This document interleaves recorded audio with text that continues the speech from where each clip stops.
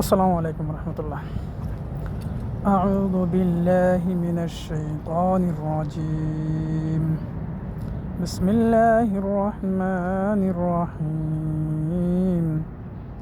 وإذا ضربتم في الأرض فليس عليكم جناح أن تقصروا من الصلاة إن خفتم أن يفتنكم الذين كفروا ইন্নাল কাফিরিনা কানু লাকুম আদুওয়াম মুবিনা। তোমরা যখন জমিনে সফর করো এবং তোমাদের আশঙ্কা হয় যে কাফিরগণ তোমাদেরকে বিপন্ন করবে, তখন সালাত কসর করলে তাতে তোমাদের কোনো গুনাহ নেই। নিশ্চয় কাফিরগণ তোমাদের প্রকাশ্য শত্রু।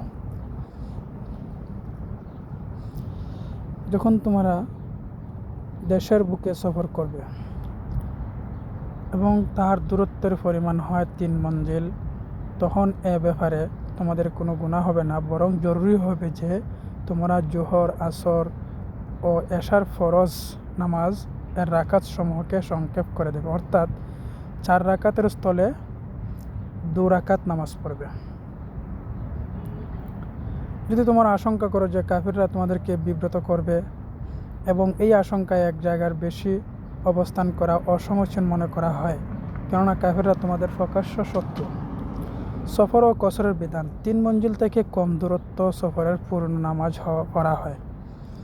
3 মঞ্জিল থেকে কম দূরত্বের সফরে পূর্ণ নামাজ পড়া হয়। সফর শেষ করে গন্তব্যস্থলে পৌঁছার পর যদি সেখানে 15 দিনের কম সময় অবস্থান করার ইচ্ছা থাকে, তবে সেই অবস্থানও সফরের অন্তর্ভুক্ত।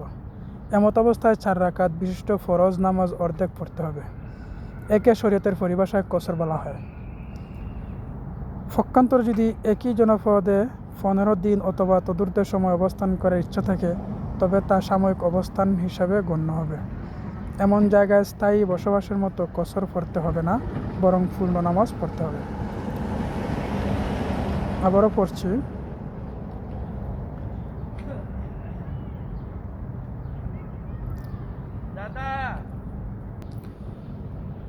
পক্ষান্তরে যদি একই জনপদে 15 দিন বা তদূর্ধ্ব সময় অবস্থান করা হয়, 15 দিন বা তার বেশি অবস্থান করার ইচ্ছা থাকে, তবে তা সামরিক অবস্থান হিসেবে গণ্য করা হবে। এমন জায়গায় স্থায়ী বসবাসের মতোই কসর পড়তে হবে না, বরং পূর্ণ নামাজ পড়তে হবে। কসর শুধু 3 ওয়াক্ত ফরজ নামাজ পড়তে হবে। মাগরিব, ফজর এবং সুন্নত ও বেতরের নামাজের কসর নেই। পূর্ণ নামাজের স্থলে অর্ধেক ফরের মধ্যে কারো কারো এমন রূপ ধারণা আনাগোনা করে যে বোধ হয় এতে পূর্ণ নামাজ হলো না। এতে ঠিক নয়, কারণ কসর শরীয়তের নির্দেশ। এই নির্দেশ পালনে গুনাহ হবে না, বরং সওয়াব হবে।